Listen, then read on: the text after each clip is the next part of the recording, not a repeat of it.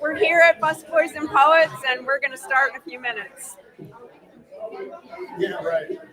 I just came to say good luck for all the Thank you. So happy you're here.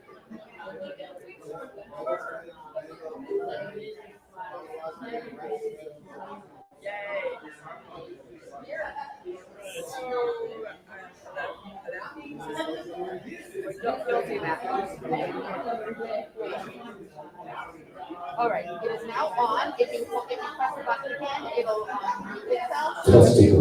Testing. Testing. Hello. Perfect. Wow. You're awesome. Hey, folks. Thanks so much to everyone for joining us here.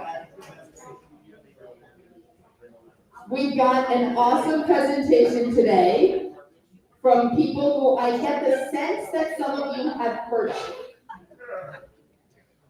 And who all three of them have amazing pedigrees and are going to be speaking about a really amazing cookbook, That Time We Ate Our Feelings, because that focuses on the importance of food to bring comfort and care to yourself and to others, which I think is really what we all need right now.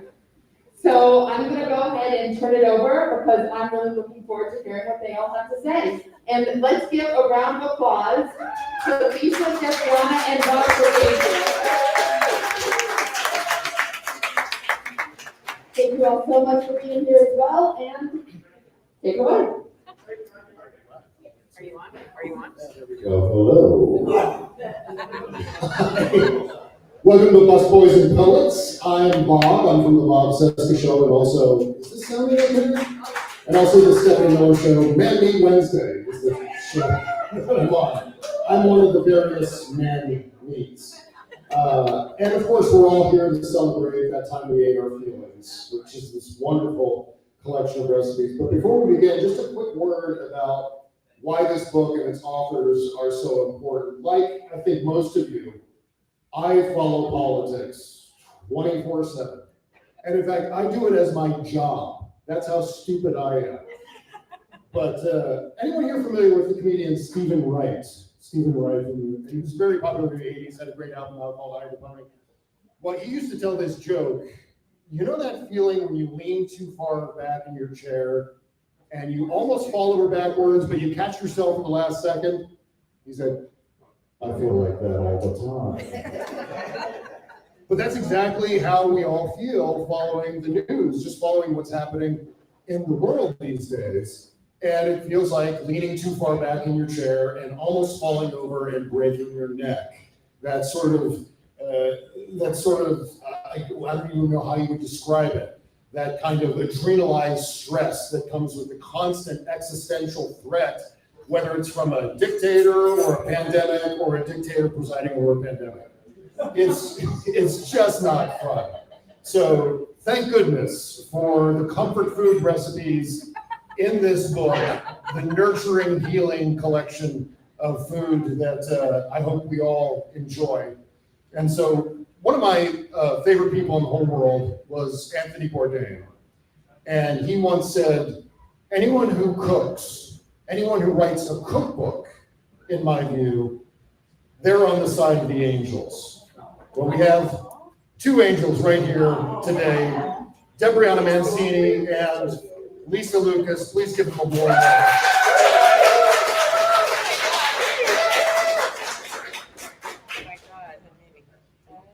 That made me cry. Thank you.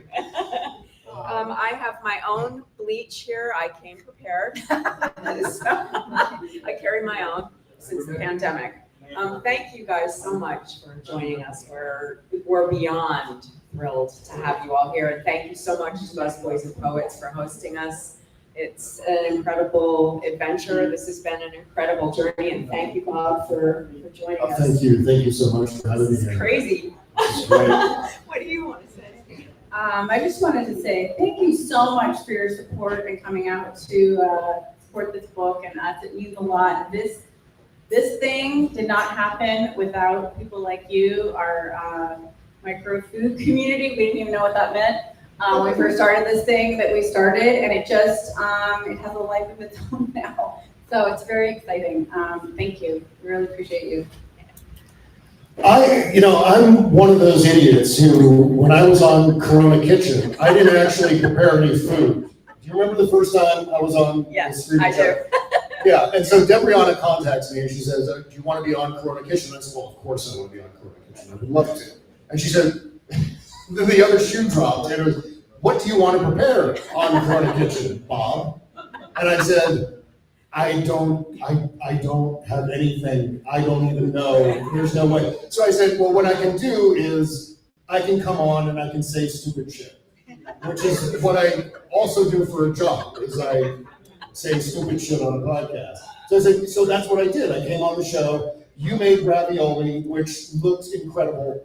And I sat there for the entire, whatever it was, hour. Yeah.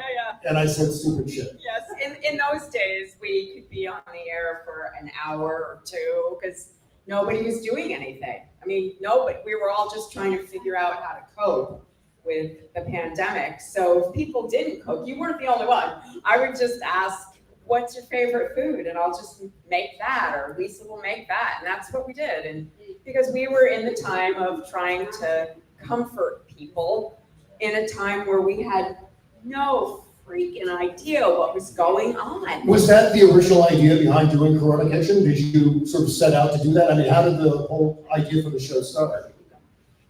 Okay. If you're seated, and then you can enjoy the story. I'll try to make it brief. Debriana and I have known each other for, I don't know, like 12 years. Or 4 lifetimes. Or 4 lifetimes. Or we were definitely soul sisters in another lifetime, that's for sure. We have so many similarities, it's not even funny. But we, all of us, our lives were so busy pre-pandemic. I worked to the bone. I'm a television producer, writer. Debriana is an actress. You may have seen her in Breaking Bad, Better Call Saul, Crazy Heart.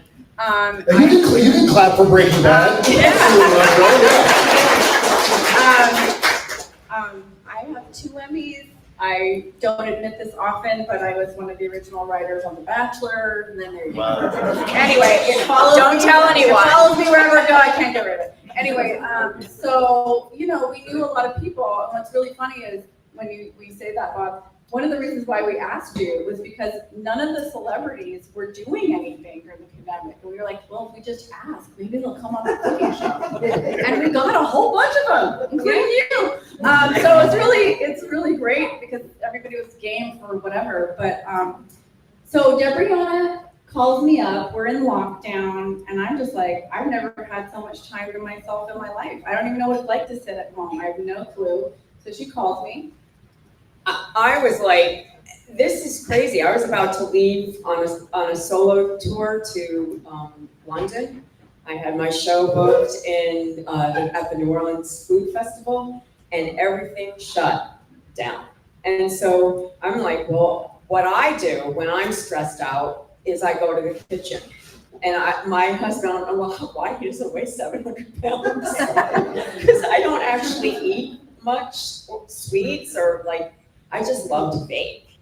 So I was like, well, I know Lisa likes to cook. I mean, we would only see each other at protest marches. That's where we would usually see one another. And I knew she liked to cook. So I just called her and said, hey, do you want to just cook live on Facebook and see if anybody joins us? And that was really the beginning. We thought, well, we know how to make food. We can help people who didn't know how to use what they have in their kitchens, that were lonely, that we didn't know how long anything was gonna happen. So I just called her and she said, sure. So I'm like, what are you talking about? I'm a TV producer. I'm like, once a week. Well, she's like, how about I go on Tuesdays and you go on Thursdays? I'm like, okay. So next thing you know, we are cooking every other night for 143 nights. In a row. And I was like, in a row. We never stopped. Can we take the weekends off? I'm exhausted. But the thing was the community started building and building, and people just really needed to cope. I'm sure you all remember it was lonely and hard and weird and scary. And so we just kept going for all the followers. And then we had this carrot cake that went viral. Next thing you knew, we had thousands of followers all over the world. We're like, what is happening? What is actually happening here? And I think it's just because, well, we were sharing our individual stories. You know, I'm Croatian, I'm 100% Croatian, Debriana is Italian.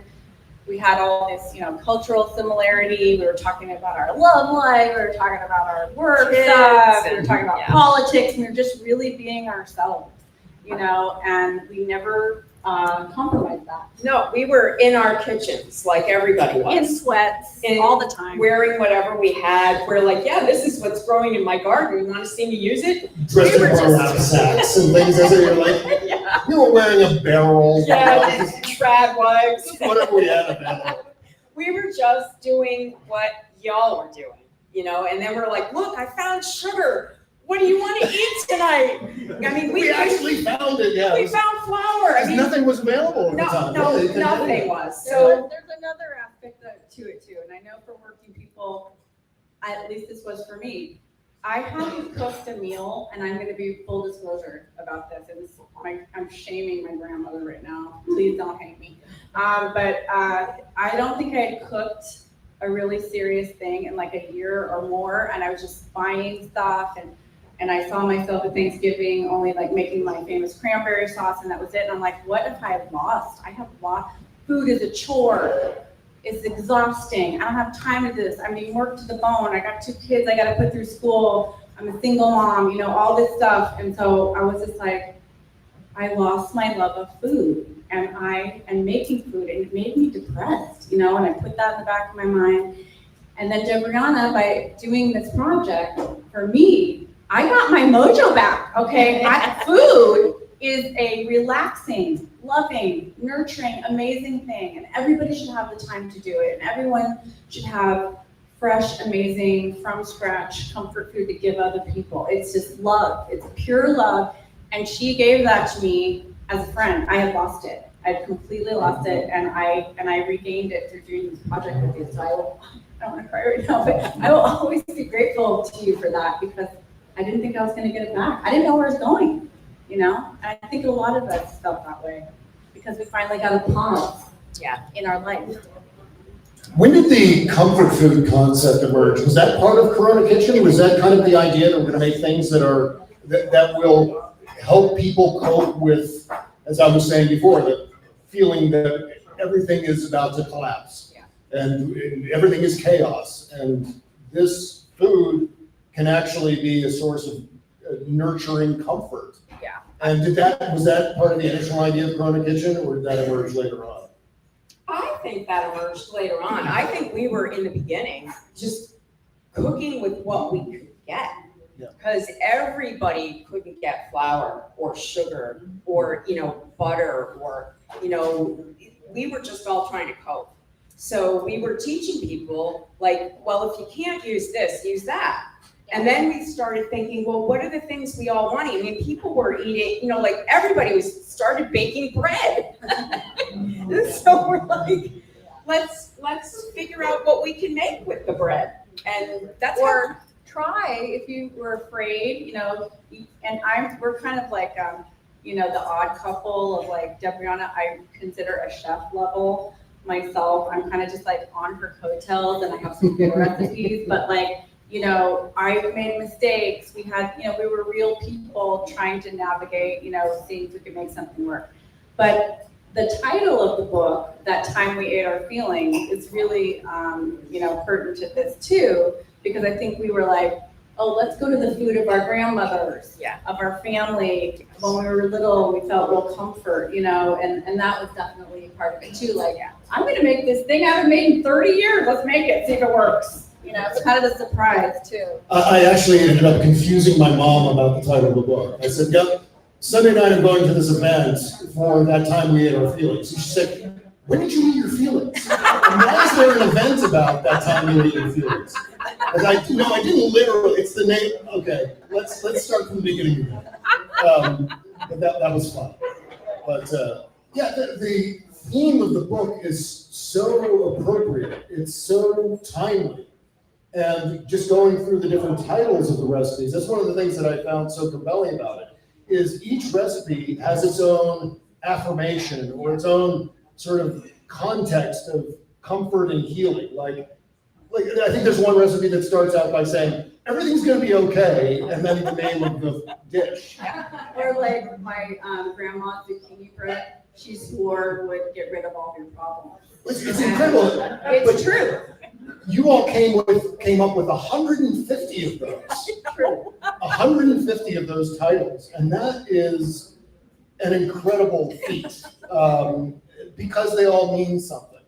And they're all, I think, important in some way beyond just the recipe itself. Thank you. So when you were doing Corona Kitchen, did you end up having to also do tech support for people?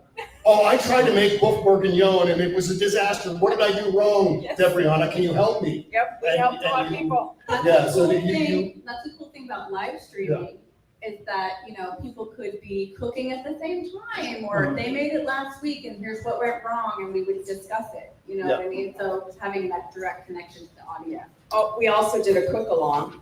Oh, yeah, the cook-along. We sent Fried out, chicken. yeah, the fried chicken buttermilk sandwich cook-along. We sent out, people signed up to do it, we sent them the ingredients, and then we did like a live stream that was just us, everybody cooking together. So any problem, everybody was on together. It was just like a way to connect to everybody. And before I forget, I do want to give a shout out to Stephanie, because we poached a lot of her talent. Stephanie Miller. Stephanie Miller, including a lot of the people in the audience today. just show of hands, who listens to the Stephanie Miller show? Everybody here. Hey, Yes. shower people. Okay, so that's the other thing, Bob, is that, we were also really unfiltered, and, our politics were part of that, our belief system, and we just didn't want to compromise any of that, and we could still wear our little retro aprons and be feminists and care about the planet and people and believe in equality and, all that kind of stuff. But we were coming in a package that people didn't really know what to do with. Talk about going from doing studio projects, network projects, where you've got 1,000 people telling you what you can and can't do, to doing something entirely on your own, where you could control all the different aspects of it. We are the network. We own the network. We own the network. We own the network. Ownership is where it's at. The thing is that, I think, as a television producer, I have to say, I've pitched hundreds of projects in my life, and 90% is a no. 90% of things that you pitch is a no. If you get something greenlit, as a writer, 20% of what you originally write ends up on the screen. It's depressing. You don't have a lot of control over your own, work, and so when you do it that way. But these are the days we can make our own stuff. So we try to empower people through what we've done. It's just like, you know what? If you don't see it out there, make it yourself. Make it yourself, because we need everyone's voice, I don't know if you saw the statistic about corporate CEOs. The number of women in high-level corporate positions has actually diminished. So that is not comforting. So we're happy that we. And the fact that you're sort of a feminist creative power duo, that is, I don't know if power, I guess that applies, yeah. We're a quirky duo. Yeah, but That's that's what they call all us. wound That's what they call us. into the entire project. That idea, that central concept of who you are as people, and where you come from, obviously, and the things that you brought with you. Were you both influenced heavily by your anyone in your family as far as cooking goes, as far as your love of preparing food? Did that come from your grandmother, your great-grandma? I know, Lisa, your great-great-grandmother's mentioned. If you look at the introduction of the book, I think about 15 Croatian relatives. Debriana thanks her husband, who's Italian and amazing, and we could not have done this project without David. Yeah. But He's the other person on our crew. We have a camera person who lives in my kitchen. I don't have any crew, it's just me. Sometimes if I can get my kids to do it, they will, but, yeah, I mean, I'm 100% influenced from my family. And we talk about this in the stories in the book for sure. My mother just, I think always wanted more. You know, she was a daughter of immigrants and, you know, forced in the 50s to be like the perfect family and let's be American, let's not have any ethnicity from our origins or anything like that. And so, you know, my grandma was like making Jell-O and she was like, Mom, why are you making Jell-O? That's just, you know, that's not even what we do. She's like, why, we have to be American, you know? And so, and then when I grew up, I was, you know, a documentarian, and I was saying my grandma, who I was very close with, who lived to be almost 100 years old, you know, she had her mind till the end, and I was like, you know, what are the recipes? You know, let's go back to like how you did it in the old country, and you know, let's do this by hand. And I remember, you know, making strudel, watching all the women in my family, in the generations, with a broomstick rolling the phyllo dough on the dining room table, and I got to be a part of that, and I got to be a part of their stories and the way, you know, that's where they had all the lady talk, you know, and I really wanted to be a part of that and hear all the gossip and all the fun stuff and laugh with them, and those are my most precious memories of my childhood with the food. Hey, Debriana, you must have had an Italian mama, right? Yeah. I mean, I did. Yeah, no. Doesn't everybody have it? No, not everybody. No, Yeah, some of us do. Very, very lucky in that regard. But tell us about your origins as far as your love of cooking. Well, I grew up in a family with a single mom who was, I'm first generation here, and everybody cooked in my family, on my mom's side, everybody. My grandmother had like 15 kids, 11 of them made it to adulthood, and everybody on my mom's side of the family cooked.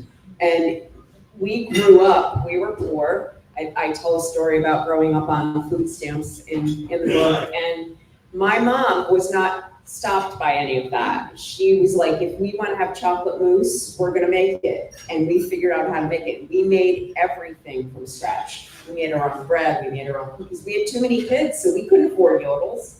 So we made them. We got one day a week where we would get like a packaged thing, but everything else we made. So I just grew up knowing how to make everything. And that's what I did. I mean, I didn't know any different. So by the time, like, I think our town got like a Burger King, and my sisters really liked it, and I could not abide it. I got the ham and cheese sandwich at Burger King. I was like, no, I want to go to the place that grills the real food.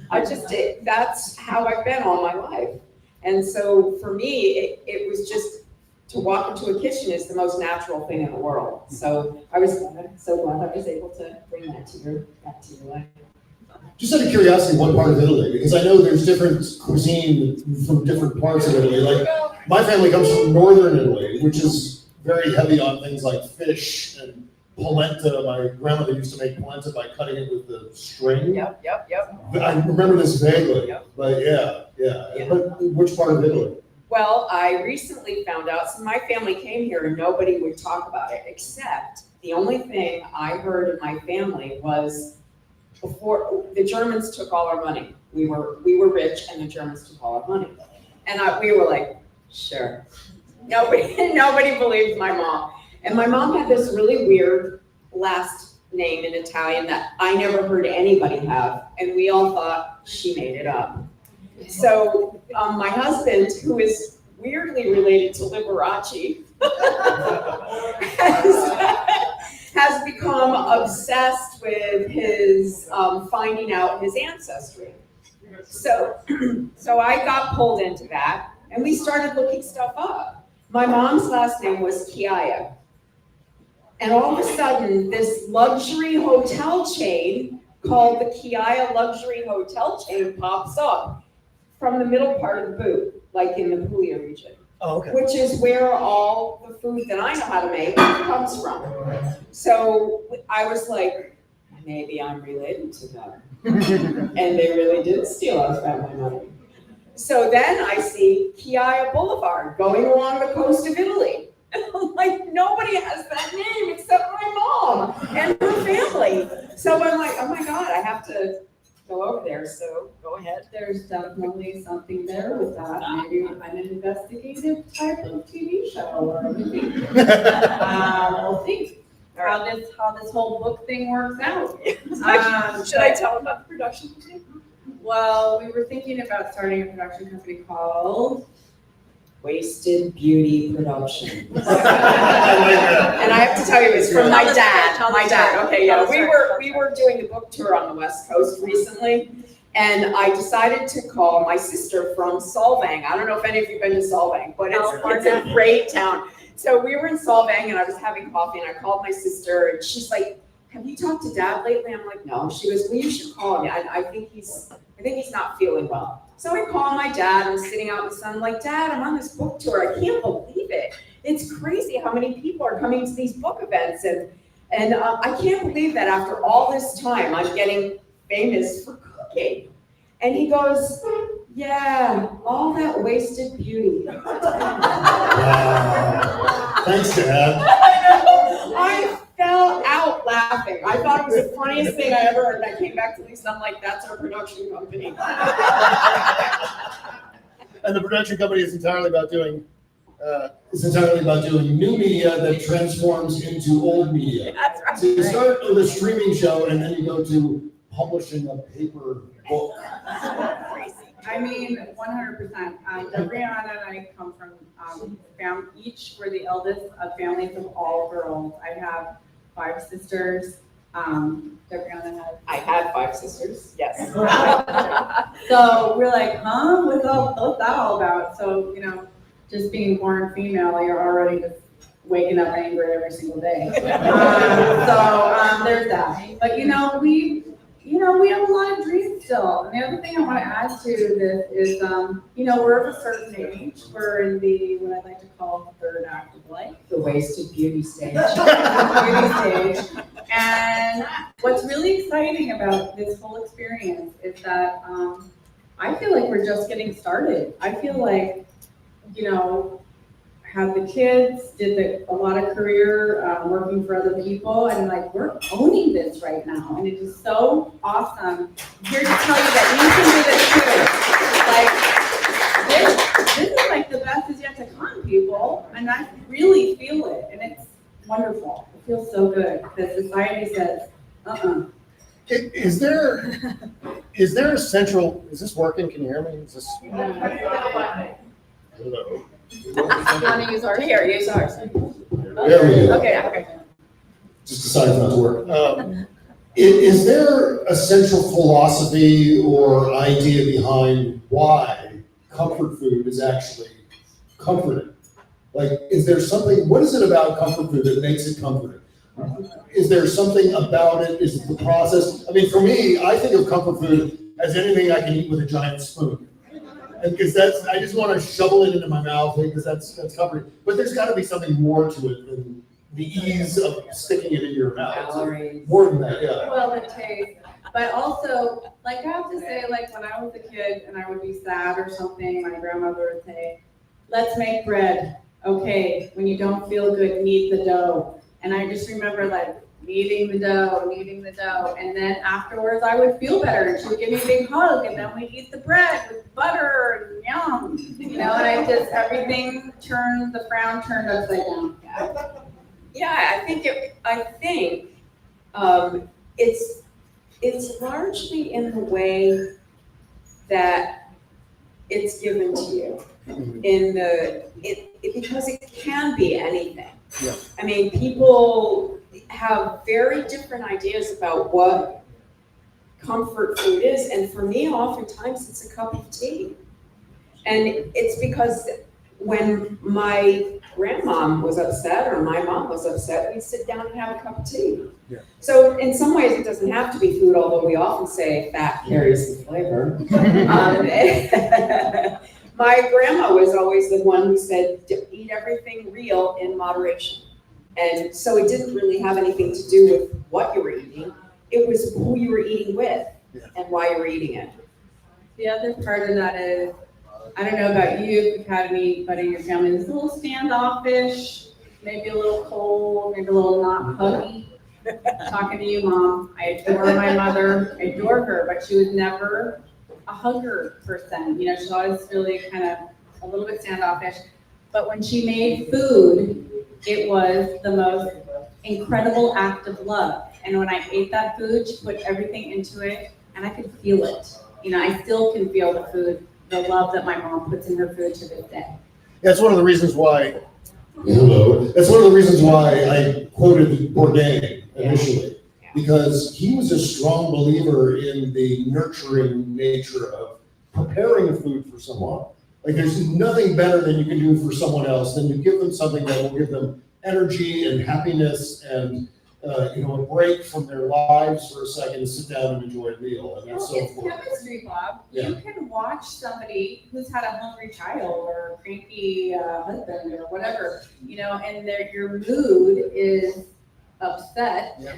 And then you eat the good food and then all of a sudden you're transformed. Mhm. You know what I mean? It's a physical chemical reaction too, you know? And speaking of the chemistry of it, that's what always fascinates me about cooking is it's essentially science. It absolutely is, yeah. As chefs yourselves, how do you approach when you're preparing something? Is it much more scientific, like by the book, or is it much more spontaneous and improvised? Where are you on that spectrum? When we were writing the recipe part of our book, like the actual physical recipes, our publisher or editor at the time was really strict with us. You cannot write pinch, you cannot write dash. And we're like, and Lisa's I don't measure anything. for measuring I nothing, measure she measures nothing. And I'm teaching her, no, there's a difference between the dry measure and the wet measure. And I'm like, what? What? And I like to measure just because I like math, and I don't know if y'all know this, but girls can't do math, which is what I was told.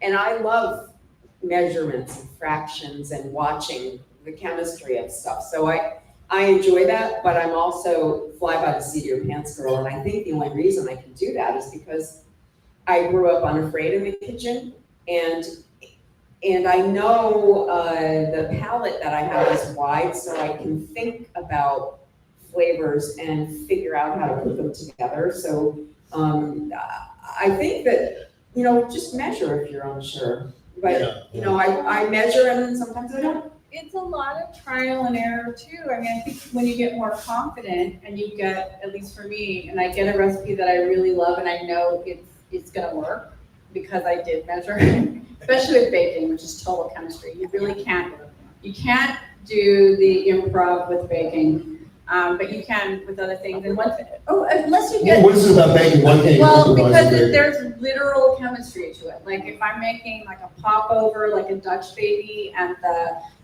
chemical wise, you have to have room temp ingredients. The oven has to be a certain degrees. The pan has to be hot. All that has to happen in order for it to puff. And if you have any of that wrong, it's not going to work, or the measurements are off to liquid to dry, all that kind of thing. But once you get confident about something, then you can really fly and experiment and riff off stuff, and then it's really fun. Yeah.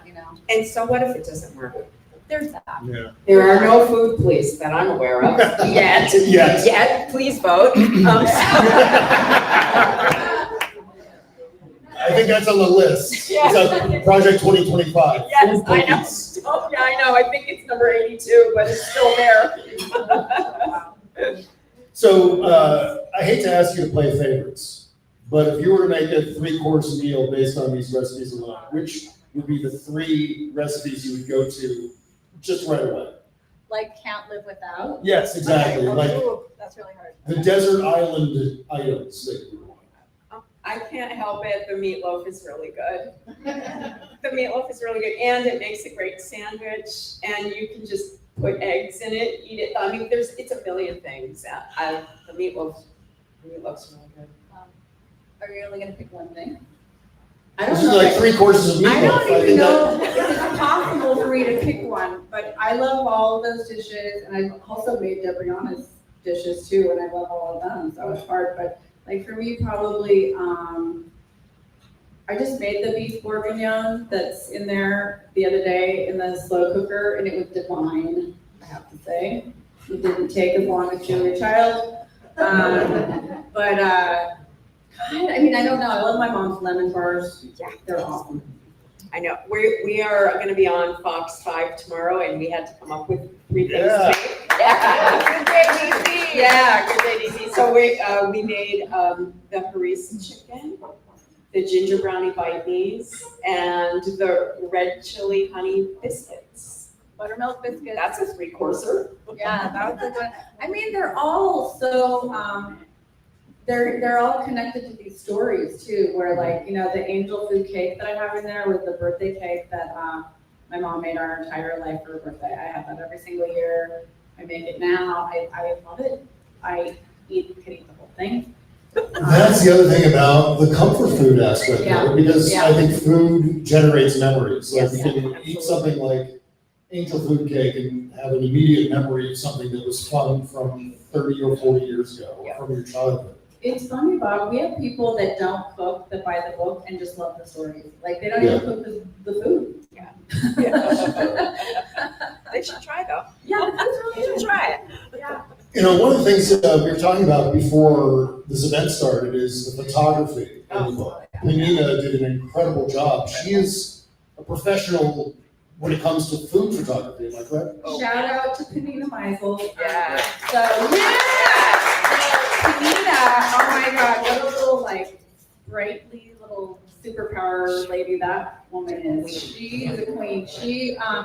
She had an incredible food photography career. She shot for Julia Child, Jacques Pepin, all the William Sonoma books, just a massive amount of cookbooks. And so she became a member of Corona Kitchen, and she contacted us and she was like, hey, when you guys do your cookbook, I want to shoot the photos. And we were like, what? Really? And we thought we'll never be able to afford to. And so it was about, 1/16 her normal fare. So she had moved to Santa Fe, and she just finished building in her house a professional kitchen. So we all hunkered down. It was still COVID. Yes. So Lisa's cousin is a food stylist in California. She zoomed in. She told us exactly how to do everything. Natalie Because it's not the same Yeah, Natalie process. dropped me, folks, in Yeah. LA if you need a good food stylist. Yeah. It's a slightly different process, isn't it? You have to treat the food differently so it photographs well. Oh, Is there yeah. something that you- Yeah, we learned so much. We had to make 3 of everything. And then the set was tiny, like everything's tiny. It was in this tiny little box. All the props are tiny. Which is like a little light box. Yeah, Yeah. exactly. So she could control all the light from all the sides. And so we had these tables of like props that were tiny. Like, oh, I have a tiny little rooster. Maybe that could fit in there. And like all of it was crazy. We had a blast. We just had a great time. If you like doll houses, it's really great work. That's right. So I have to also do shout out for that to my sister Holly. Yeah.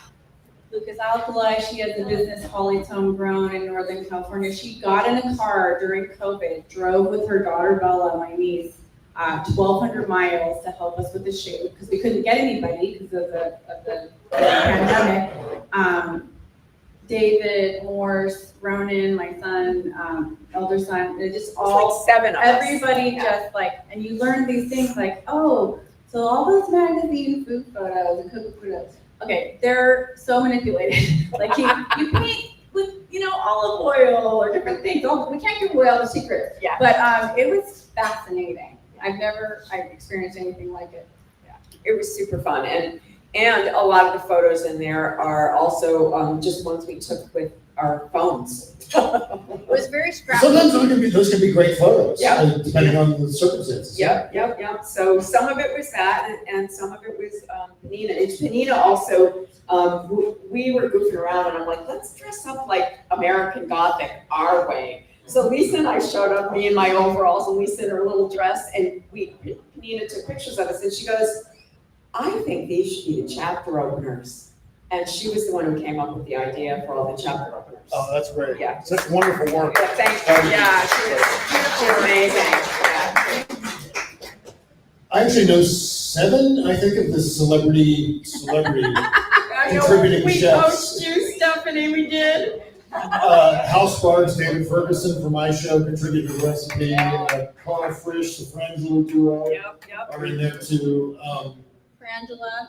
Yeah, Frangela, exactly. Yeah, Frangela. Is there any one of them who surprised you in terms of their prowess when you were shooting Corona Kitchen?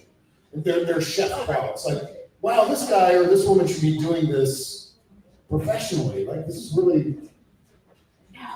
This is a disaster. That would be enough.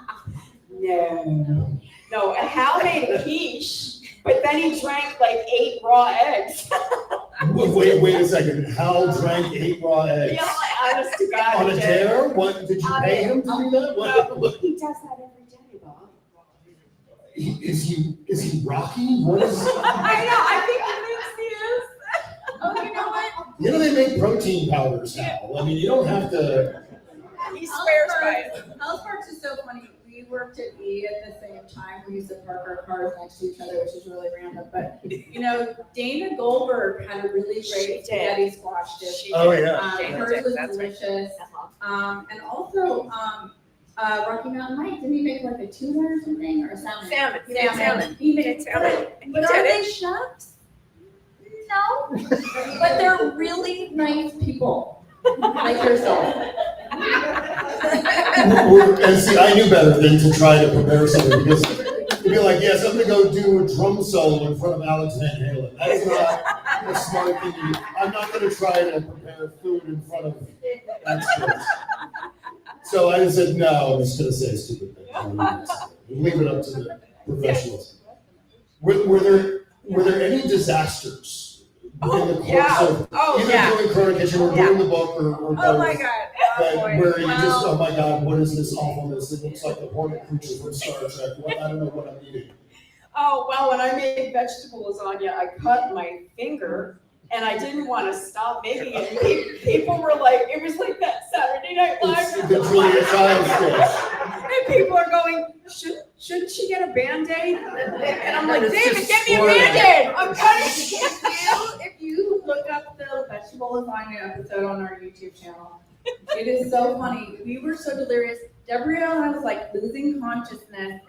We started going into like Bronx accents. We were like, let's go this. Come on, get a Band-Aid. Because you're bleeding to You death, know, is like that why? we were just going crazy and like, stop bleeding. You gotta stop the bleeding. Things like that happen all the time. Well, Lisa, when we usually get on our platform about 20 or 30 minutes before the show, and we, talk about stuff, we're prepping and everything, and Lisa goes out to get the KitchenAid, and she put the KitchenAid on a top shelf. Don't ask me why, don't do that. They're heavy. They're heavy. And all of a sudden, she's off the camera, and I hear, crash, crash, bang, bang, crash, crash, bang. I'm like, Lisa, are you okay? And she goes, I dropped the KitchenAid. I think it fell on my head. And then I had a shot of bourbon and we did the show. I'm like, if Lisa's a little loopy, it's because she had some bourbon before the show. She's like, But see, that's the thing, when you don't cook, you put the appliances on top of the refrigerator, you don't use them. I have since moved it to the bottom shelf, it's all good. But you just were learning, we were having fun and we were just rolling with it. Yeah. It was so, those early days, and they're all on YouTube if you want to see them. yeah, they're all crazy. One time, the angel food cake didn't Oh work. God, And yeah. for some God unknown reason, it didn't work. So her son was like, just make trifle, Mom. And it worked out. I mean, it's just like, there's things you could do. Those are things that happen in the kitchen. So we just sort of, everybody was in our space. So you could see everything that was happening. I burned myself, like all kinds of things can happen in the kitchen. It's That's one of dangerous. the best things about doing a live show Yeah. is you never know what's going to bleed out Yeah. on the show. Literally speaking. Hopefully And you never not know, you. if you're doing a live stream, you might need a tourniquet. Hopefully not the chef is gonna bleed out. But, Yeah, no, I mean, we were just really real and really ourselves and, you know, Forever reminding people to please vote. yeah. Because everything is Yeah. political, everything. Honestly, I think that the misconception that you can separate politics from anything is a complete misconception. Okay. Everything is politics, and when you don't use that voice, you are subjecting yourself to the will of others by not using your voice. So it's just ultimately important that that in this particular election, which we've heard for years is the election of our lifetime, but honestly, we are at the end of the road with that now, people. So please, please do what you can to vote, bring other people to vote, register people to vote, and talk. Talk to your friends, talk to your neighbors, talk to people with whom you don't agree, because the change will come person to person. Also, you know, we knew we had a platform, whether we had 15 people watching or 5,000, and I think, you know, I think we surprised a lot of people. I think they looked at us and like, oh, they're just these two ditzy people up there doing a thing. But Bleeding to death.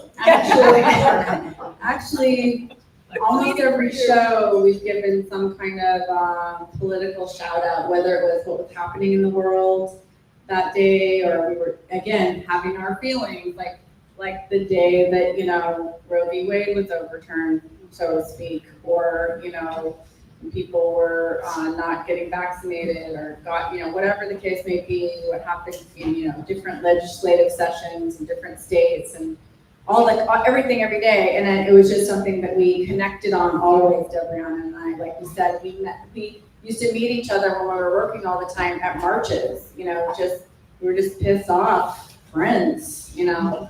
And we found comfort in our like-minded thinking and, you know, especially our political beliefs and morals.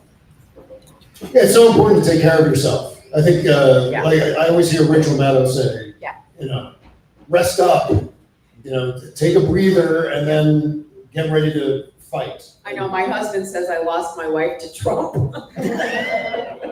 But in some ways it's true, but in some ways I'm like, but it's easy for you to be in a place where you're not as connected. Every right I have is being taken from me. They want to take away my right to vote. They're openly saying it. Women shouldn't have the right to vote. I mean, that's crazy. So like, and not for me, but for the people that are coming up behind me. The people who fought so hard for us to be where we are now. So, you know, for me, it's I live and breathe politics, I always have. And I live and breathe the politics of food. Like I remember my grandmother saying to me that when saccharin came out, don't eat that, it's not real. We didn't eat margarine. She was just like I said, eat everything that's real in moderation and you'll be fine. So the politics of that has always been in the forefront of my mind. I have the background of my mom's family at one point had the largest organic farm in the United States in the early 80s. They since lost that. But at the time when they did, I remember, you know, my family fighting in Washington for the Organic Foods Act and to not have our food be poisoned and to have some consciousness about it. And I know, you know, you can't find organic everything, but, you know, that's progress and that's politics and that's how we spend our dollar and, you know, the consumer demanding, you know, what we want to eat. We just want it to be clean, you know, when we garden, not using, you know, chemicals and learning about the balance of nature and all that stuff, you know. I just remember. What am I talking about? Where I'm sorry. No, I just remember we were teaching people, because you couldn't get anything, how to take a scallion, and you know it has those like hairy things on the bottom called roots. So when you cut off the scallion, you can take those hairy things called roots and put them in the dirt and regrow the scallion. Seeds are amazing. Yeah, seeds. The seeds inside the tomato are seeds. Really? Actually, Is that- the seeds of a strawberry, you can grow strawberry. Okay? I had no idea. See? So weird, right? We're just figuring all this stuff out. But you know, we could feed Science, ourselves. We it's could feed cool. ourselves from our backyards if we wanted to. Like, it's really fascinating stuff. So what's next? What's the next chapter for Wasted Beauty? I called, somebody said, hey, yeah, it's WB. I said, if it worked for Warner Brothers, it could work for us. Okay, who would like to have a second book? We were thinking maybe, cocktails, Cocktails and cookies, and cookies. Hollywood stories. Yeah. Okay, focus group. Focus group. Yeah, I don't know, we're, definitely another book. yeah. Well, when we wrote this one, we actually overwrote it by twice. We turned in a manuscript and the editor goes, you've written 2 books, you need to cut it in half. So you've already got the second album. Yeah, Right? yeah, right, I know. That's the key. We did it. So I don't know, we'll see what happens. Let's sell this one, people. Anything's possible, and again, I say, you know, if you have a dream, we certainly just stuck with it. Many pitfalls and on the road to getting here and hurdles, but we just always believed in it. We believed in each other, and we just did it. And you can do it too. So I just, in that vein, we are gonna be at the Ivy bookstore and the Bird Cafe there. We're going to Philly, Head House Books. We're going to New York City at Fishesetti. We're just, you know, like, follow our tour. If you know people in the cities that we're going to, please ask them to come. West Hartford, Boston, Kennebunk, and Portland, Maine. Do you want to take any questions? Oh, sure, yeah. You guys- Does anyone have any questions for Debriana and Lisa? Kevin. Actually, I'm gonna go out with my. All right, you go ahead. Nobody can miss Bob. He's giant. He's a giant. Thank you. Testing. Boy. Catch me by Doc. My voice is loud enough as it is, so it reverberates and touch right. Hi. Hi. Already on your side, there's any friend of Stephanie Miller, a friend of mine. She's been very, very good to me. Yeah. So I wanted to ask now, what made you, especially you said that you previously were behind the camera, so to speak. You were presenting scripts, so on and so forth. What was it like transitioning to in front of the camera, one? And two, because I want to do something like you guys do, what got you over the hump of actually trying? Because I have very tender feelings. I know that no one has 100% approval rating. So what made you get up over the hump of, oh my God, someone's gonna call me out my name, and just do it? And how did you Try being an actor. It's no all the time. Okay, that's a really good question. Well, first of all, what you don't know about me was, I think the battery's dead now. that's very good. Just my luck, it would happen on that question. So, one of the things about me is, yes, I've been behind the camera most of my career, but I did start as an actor in my youth. And I got really discouraged. Sorry. I got really discouraged doing it in my early 20s and whatever, because I wasn't what they wanted. So I was like, F this, I'm going behind the camera. And it was a love of mine, and I studied it, and I did it in school and did plays and all that stuff. And I thought, well, maybe someday I'll come back to it, or probably not.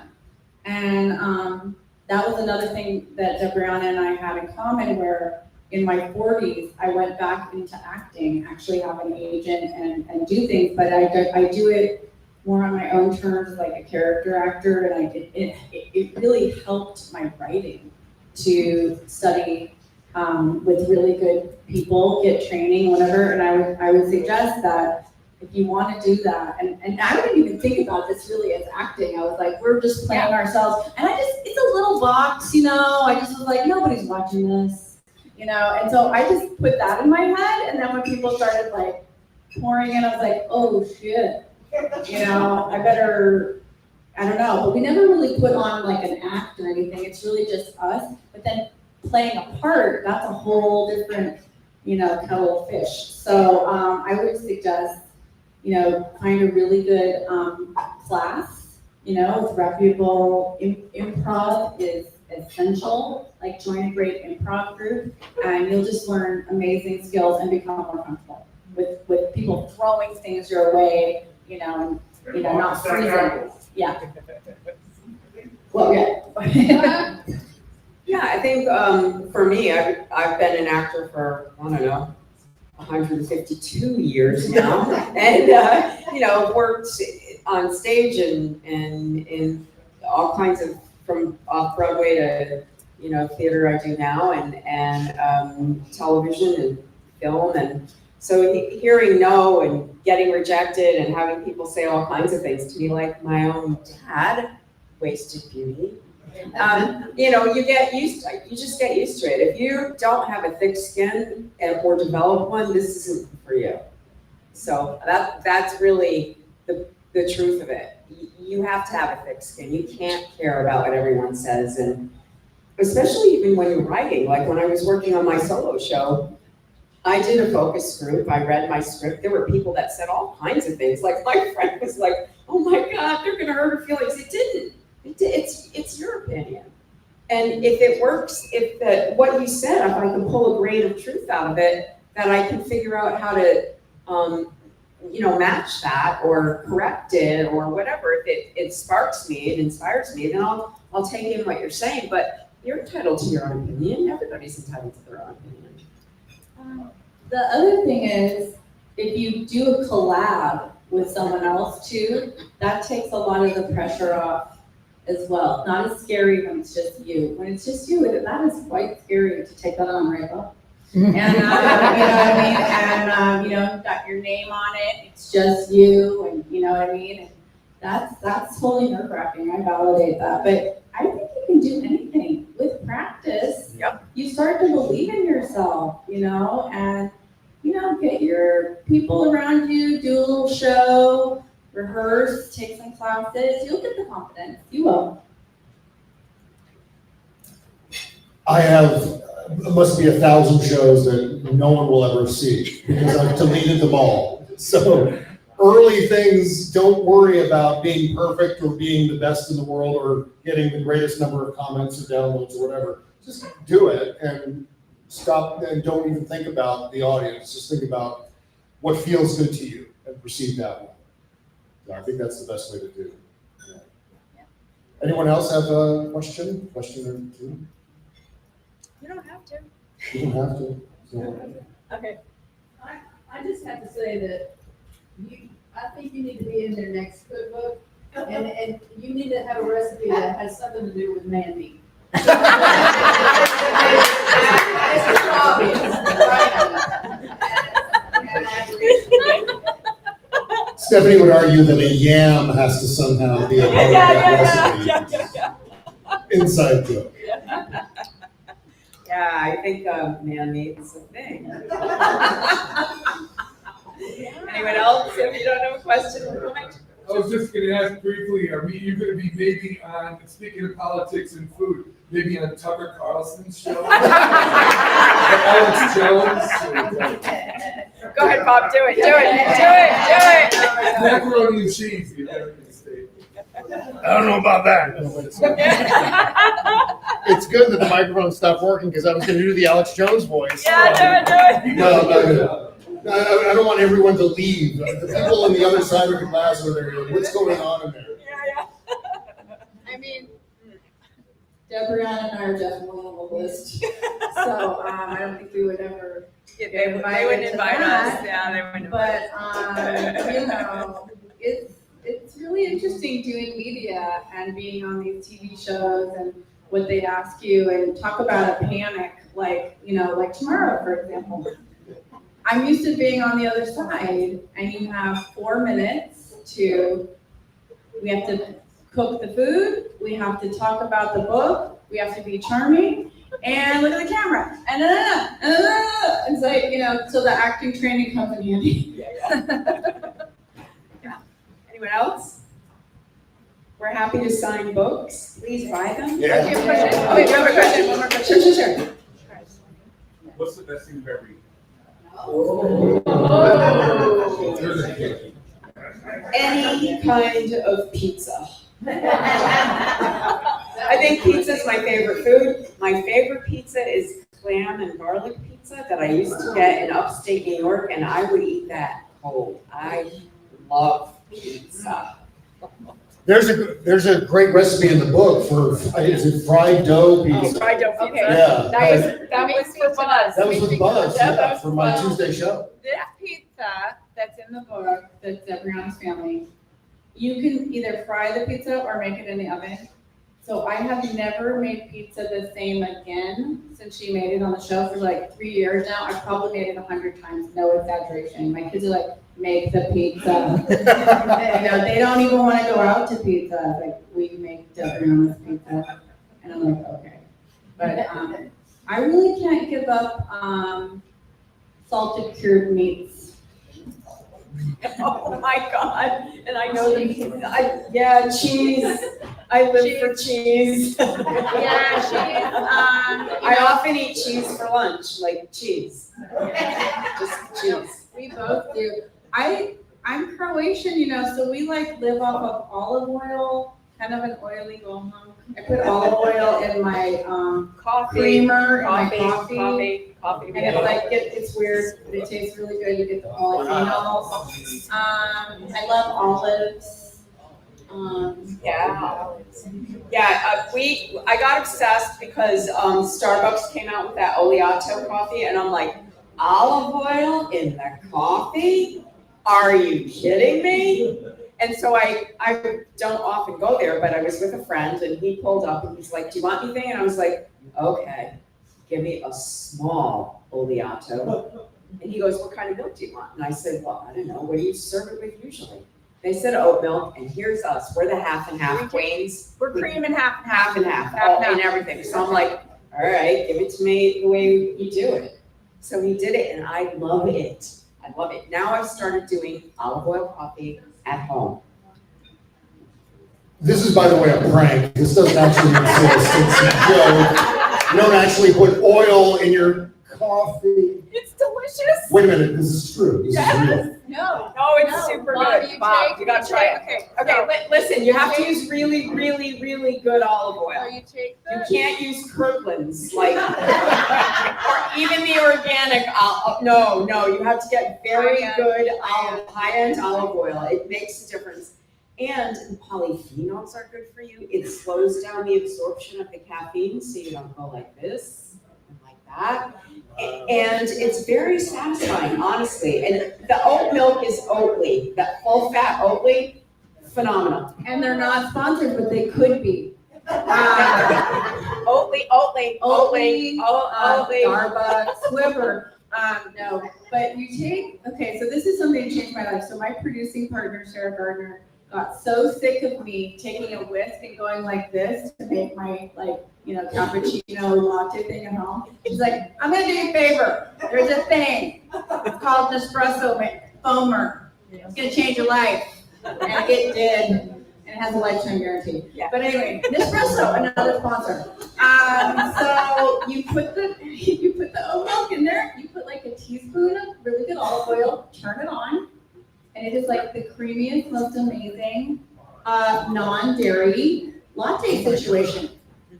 I highly recommend it. I'll tell you a little Hollywood story right now.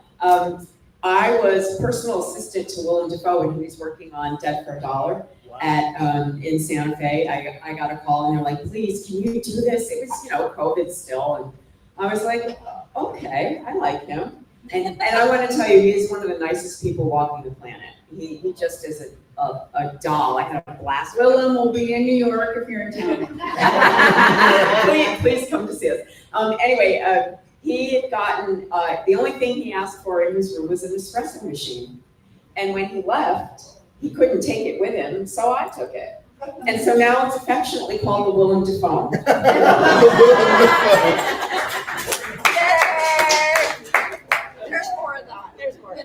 Yeah. There is. Anyone else? Going once? Going twice? I think that's it. Double question? What? I didn't want to take any of the time, Oh, so go ahead. anyone else ask me a question? Oh, one more. yes. In the back. In the back. Favorite desserts? Favorite dessert. Favorite dessert? Desserts. Oh, I know. Okay, so in the book, there is a sea salt caramel chocolate mousse. It's pretty damn good. I gave it to my cousin Tatiana when she was pregnant, and she ate a whole thing of it in like 20 seconds. Olive oil in it? No olive oil. I actually really love the salted tahini chocolate chip cookies. So good. Yeah, so, yeah, they're really. That sounds gross. It's actually incredible. Yeah, they're amazing. There's a funny story in the book that goes with this. There's something that people don't know about Dr. Brianna, although I think I did say it in one of the stories. She is a cookie master. Every Christmas, I can't believe she does this. She makes about 30 different types of cookies. She puts them in tins for a very select few people. If you're in the audience, you know. And it's like, they're just heaven, they're unique, and maybe that's gonna be the next cookbook because we have a lot of cookies. Well, my husband decided one year, I've been doing that all my life, I've always made cookies, and I thought, it's the thing that I can do to thank people who've helped me do something over the year.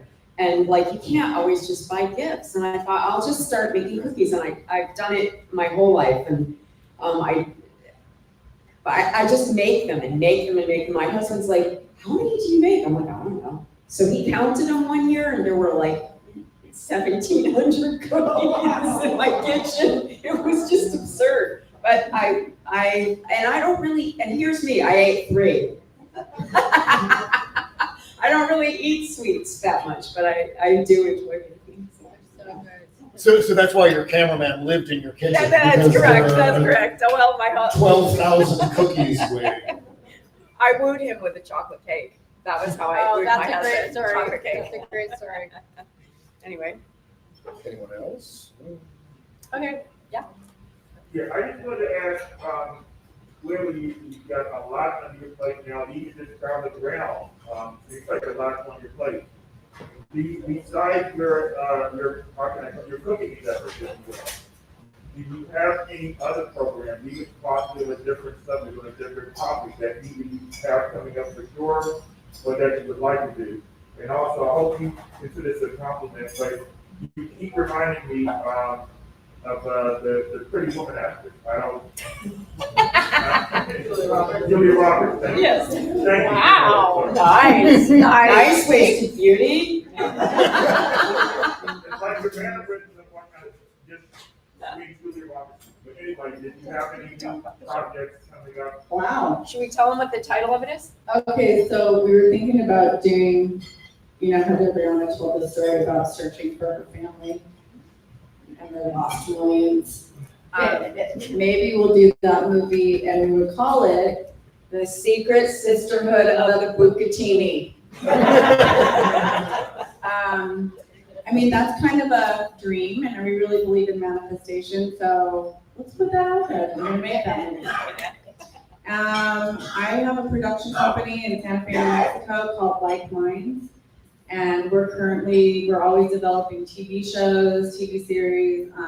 We have a feature in the works, a children's show in the works, and perhaps I may be doing another indie film sooner rather than later that every single person in this room wants to see. That's all I can say. That's it. All right. Sue in Rockville has to have a question. Come on, Sue. Well, I think your next book should be politics and pizza. That's awesome. And because the truth is, if you go all around the world, pizza exists in one form or another. It's true. It's And absolutely true. so I think you get to talk about politics because you both are so passionate and brilliant about it, and it needs to be said. And we need more women, no offense, Bob, Now, you had Jody on Thursday, so, you definitely covered the spread. And he has Kimberly. And Kimberly. Kimberly who has a podcast. Yes. But if you Yay, Kimberly. Kimberly. I just think it is, I made a decision 21 years ago to stop working for other people. And we started a home of a virtual bookstore. And we are responsible to us. In fact, Peter's an excellent employee. And Hasn't been fired yet. Not when he's been laid off during COVID. No, I think I told He's not allowed on Stephanie, he's not allowed on the show. She's like, don't put Sue on. No, I think what you're doing is so essential because I don't say this in any demeanor, you're at a perfect age, you are truly in your prime. You're in your prime beauty, you're in your prime knowing yourself, and whatever you're doing, I think it's really gonna be successful, and I truly admire that. Besides old, and I'm on the other side of it, but I do think taking a risk and starting doing something that you're passionate about, if you can manage it financially, this turned into the most gratifying thing we've done. Even though our kids told us we were crazy and demanded we stop, as usual, they ignored us, we ignored them. Perfect advice. Yeah, they'll blame you and you'll blame them, and it's a circle of life. Yeah, perfect. But I do think to all the women here, especially, take the risk. It is better to always ask forgiveness than permission. Just do it. Because we are not going to let, and I speak collectively, we are not going to let future generations of women have less rights than we have. Thank you. And I have to give a shout out to our publicist, Katie, who's here. A female-owned publicity company called KT Media Strategies, and she's been an incredible support and just an amazing company to work with if you need a publicist. Please see her. We'd love it if you'd follow us on our social media. And I want to speak to what you just said, Sue, because it's so important. So our socials are, we're different things on different ones. On Instagram, we're the Corona Kitch. On TikTok, we're Golden Goose Kitchen. On Facebook, we're Golden Goose Kitchen. On YouTube, we're Corona Kitchen. That's our company's Golden Goose, but you can always find it either one on all the things. I just want to say to you, we're supposed to be invisible. After 50 years old, After 35. or 35, Yeah. we're supposed to be invisible, irrelevant, going out to pasture. And it's really just, we refuse that. We just announced that, and you can own your power, do your thing. We did everything crowdfunding. We didn't have any money. We had zero. We had people like yourself that believed in us, followed us, supported us, friends, family. I mean, we called in every chip we had. And We're still calling them. We're still calling them. Still calling in the chips. And it never ends. But, it's just, not wanting to die, really. It's like, I want to live and I want more. And I want my life to be what I want it to be finally. Maybe you were living your life for others or for whatever reason, whatever your circumstance was, or just society. And we're just like, no. We're just like, no to all that. We reject it. We're doing whatever we want. We're going to say our beliefs and Burn it down. and stand, burn it down. You're right. Burn it down and do it right. Good. That's it. Everyone, Lisa Lucas. Bob CESCA.